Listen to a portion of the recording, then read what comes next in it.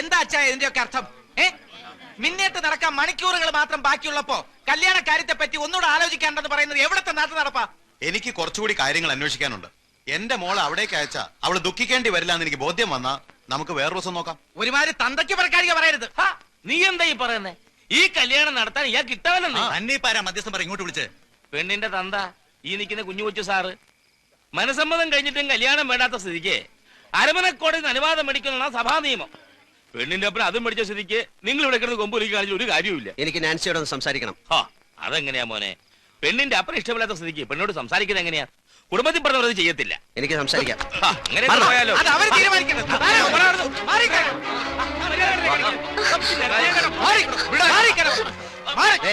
ഇവളെ വിളിച്ചിറക്കി കൊണ്ടുപോകാനാ ഞാൻ വന്നത്. നിനക്ക് സമ്മതമാണെങ്കിൽ നാളെ നിന്റെ കഴുത്ത് ഞാൻ മിന്നു കിട്ടും. വരാൻ തയ്യാറാണോ? തയ്യാറാണോ എന്ന്? അവിടെ നിന്നാണ് എന്റെ നഷ്ടങ്ങൾ ആരംഭിച്ചത്. വർഷങ്ങൾ കഴിഞ്ഞിട്ടും നാൻസിയെ മറക്കാൻ എനിക്ക് കഴിഞ്ഞില്ല. മനസ്സുകൊണ്ട് അവൾ എപ്പോഴും എന്റെ കൂടെ ഉണ്ട്. ഇവിടെ ഈ സിംഗപ്പൂരിൽ. പിന്നീട് സണ്ണിച്ചൻ നാട്ടിൽ പോയിട്ടില്ല? ഇല്ല, വേറൊരു വിവാഹത്തെക്കുറിച്ച് ചിന്തിച്ചിട്ടുമില്ല. നാട്ടിൽ നിന്ന് ഫോൺ ചെയ്യുമ്പം അമ്മച്ചിക്ക് ഒന്നേ അറിയണ്ടു, എപ്പോഴാണ് എൻ്റെ കല്യാണം. അത് നടന്നു കാണാൻ വേണ്ടി മാത്രം ജീവിച്ചിരിക്കുന്ന പോലെ. ഇനി ഫോൺ ചെയ്യുമ്പോൾ ഞാൻ പറയും, കെട്ടാൻ ഞാൻ റെഡി. ഇവിടെ സുന്ദരിയായ ഒരു നസ്രാണി കൊച്ചിനെ ഞാൻ കണ്ടുവച്ചിട്ടുണ്ട്, ദിവസം നിശ്ചയിച്ചോളാം. അപ്പൊ നാൻസി? അവൾ പോയി. കഴിഞ്ഞ വർഷം എനിക്കൊരു വെഡിങ് കാർഡ് കിട്ടി. വധു നാൻസി, വരൻ എൻ്റെ കുടുംബം തകർത്ത പുല്ലാങ്കുന്നേൽ പാപ്പച്ചൻ്റെ മകൻ പോളച്ചൻ.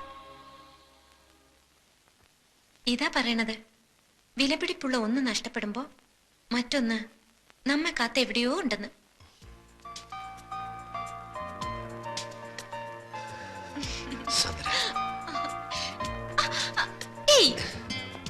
ഇപ്പൊ എന്റെ അപ്പനും അമ്മച്ചും കണ്ടോണ്ട് വരണ ഈ രംഗം കണ്ടോണ്ട് വന്നാൽ എന്താ? എന്റെ ഈശോ, കമ്പ്യൂട്ടർ സയൻസ് പഠിക്കാൻ ഹോസ്റ്റലിൽ നിർത്തിയിട്ട് പോയ സ്വന്തം മകൾ സുന്ദരനായ ഒരു ചെറുപ്പക്കാരനോടൊത്ത് രാത്രിയിൽ ഇങ്ങനെ ഇങ്ങനെ അല്ലേ?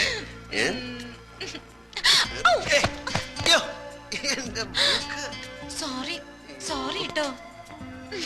പുതിയ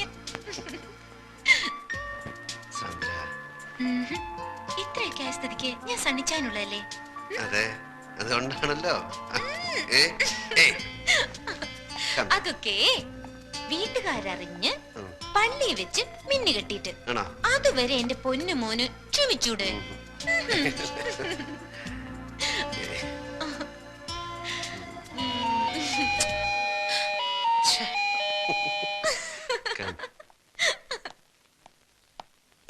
Stay here.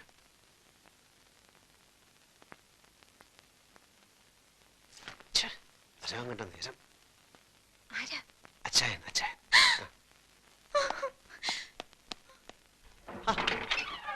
അച്ചായൻ എന്താ ഈ നേരത്തെ?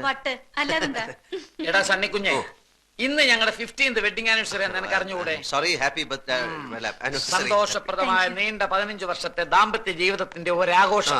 ശരി. പിള്ളേരെല്ലാം ഡ്രൈവർ നായരെ ഏൽപ്പിച്ചിട്ട് ഞങ്ങളൊന്ന് കറങ്ങാൻ ഇറങ്ങിയതാ. പാതിരാത്രിയിലോ? ഈ ഹണിമൂണിന് പാതിരാവുന്നോ പരാവെളുപ്പൊന്നോ ഉണ്ടോ? കടപ്പുറത്തിരുന്നപ്പോ എനിക്കൊരു ഐഡിയ. ഇന്നത്തെ രാത്രി സ്ഥിരം കിടപ്പുമുറി വിട്ട് മറ്റെവിടെയെങ്കിലും ഉറങ്ങാമെന്ന്, ജസ്റ്റ് ഫോർ എ ചേഞ്ച്. അപ്പോഴാ എനിക്ക് നിന്റെ വീടിനെ പറ്റി ഓർമ്മ വന്നത്. അതല്ല, നിനക്ക് വല്ല ബുദ്ധിമുട്ടുണ്ടോ? എനിക്കൊന്നുമില്ല. പിന്നെ ഞങ്ങളുടെ ഈ ത്രില്ലും മൂടും ഒക്കെ കണ്ട് നിനക്ക് ഒരു പെണ്ണ് കെട്ടണമെന്ന് തോന്നുകയാണെങ്കിൽ ഒറ്റ വെടി 2 പക്ഷി. നീ വന്നേന്ന് ഒരു പെഗ്ഗെട്. ചേച്ചി കഴിക്കാം. ഒരു പെഗ്ഗെട്. നീ വാ, ഒരു പെഗ്ഗെടുക്കാൻ. അല്ല ചേച്ചി. അപ്പോ നിനക്ക് ഞങ്ങളുടെ വെഡിങ് ആനിവേഴ്സറി ഒന്നും ഓർക്കാനില്ല. അത്യാവശ്യമായിട്ട് എനിക്ക് ഒരു ജോലി വിസ്കി ഉണ്ട്.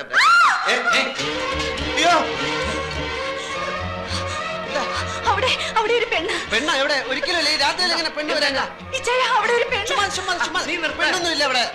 നീ ശരിക്കുണ്ടോ? അതെ, വെളുത്ത ഫ്രോക്ക് ഇട്ടൊരു പെണ്ണ്. അയ്യോ അത് ഞാൻ പറഞ്ഞിട്ടുണ്ടെന്ന് തോന്നുന്നു. ഇവിടുത്തെ ജോലിക്കാർ പല്ലും കണ്ടേ നമ്മളെ ഈ വീട് വാങ്ങിച്ച ഫ്രഞ്ചാരി മദാമേടന്നല്ലേ, അവരുടെ ഒരു ആന്റി ഇവിടെ പോയിസൺ കഴിച്ച് മരിച്ചിട്ടുണ്ട്. അവർ രാത്രി ഫ്രോക്ക് ഇട്ടുണ്ടായിരുന്നു. ഇത് മദാമയൊന്നുമല്ല, മലയാളിയാണ്. ഞാൻ ശരിക്കും കണ്ടതാണ്. എനിക്ക് ആ മദാമയുടെ പരിപാടിയിൽ ഏതെങ്കിലും മലയാളി പ്രേതങ്ങളായിരിക്കുന്നത്. അങ്ങനുണ്ട്, വേണ്ട വേണ്ട, അങ്ങനുണ്ട് ആ മലയാളി പ്രയത്നം. എനിക്കൊന്ന് കാണണമല്ലോ. ആവശ്യമില്ല പ്രയത്നോട് കളിക്കണ്ട. കുഞ്ഞെ, ഞാൻ ആരാന്ന് നിനക്കറിയാമോ? കടമറ്റത്തച്ഛന്റെ ഗോത്രത്തിൽപ്പെട്ടവനാ. ഒരു പ്രയത്നം നിങ്ങളെ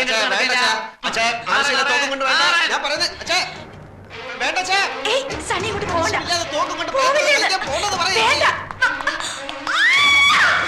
ഷൂട്ട് ചെയ്യരുത്, അത് പ്രേതമല്ല, എന്റെ ഫ്രണ്ടാ.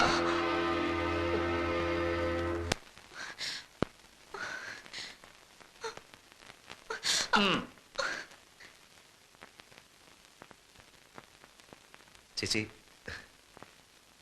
ചേച്ചി തെറ്റിദ്ധരിക്കരുത്, ഞാൻ പറയുന്നേക്ക്. സത്യമായിട്ടും ഇത് ഞാൻ കെട്ടാൻ പോകുന്ന പെണ്ണാ. അച്ഛാ ശബ്ദിക്കരുത്. ഞാൻ ഈ പ്രയത്നോടും സംസാരിക്കട്ടെ. എന്താ നിന്റെ പേര്? സാന്ദ്ര. സാന്ദ്ര വാളുകാരൻ. നിന്റെ അപ്പന്റെ പേരെന്താ? ജോൺ വാളുകാരൻ. അയക്ക് സിംഗപ്പൂരിൽ എന്താ ജോലി? ബാങ്കില്. എന്താ ജോലി? ബാങ്കിൽ വർക്ക് ചെയ്യുന്നു. നിന്നെ ഇവൻ കെട്ടുമെന്നുള്ള ഉറപ്പാണോ? അതെ. ഉറപ്പാണോ? അതെ. നടക്ക.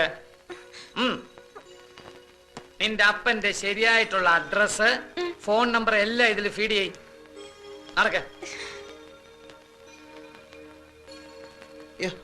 എടാ, ഇത് സത്യമാണോടാ? അതോ ഞങ്ങളെ ബോധിപ്പിക്കാൻ വേണ്ടി നീ ചുമ്മാ കള്ളം പറഞ്ഞാണോ? സത്യം.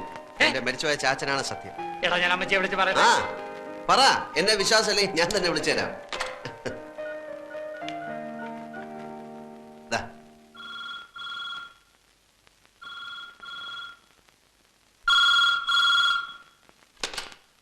ഹലോ. അതെ, കൊടുക്കാം.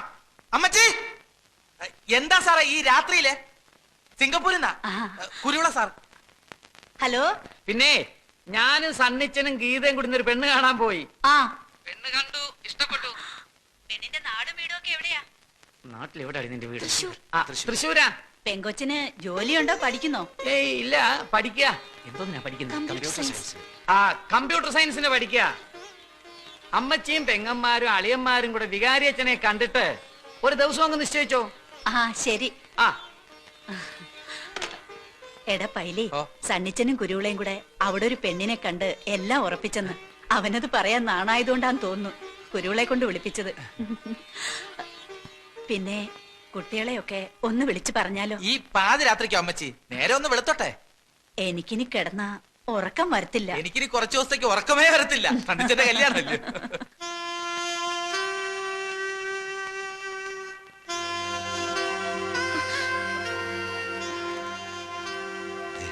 ഇപ്പം വീട്ടുകാരെ അറിയിച്ചു.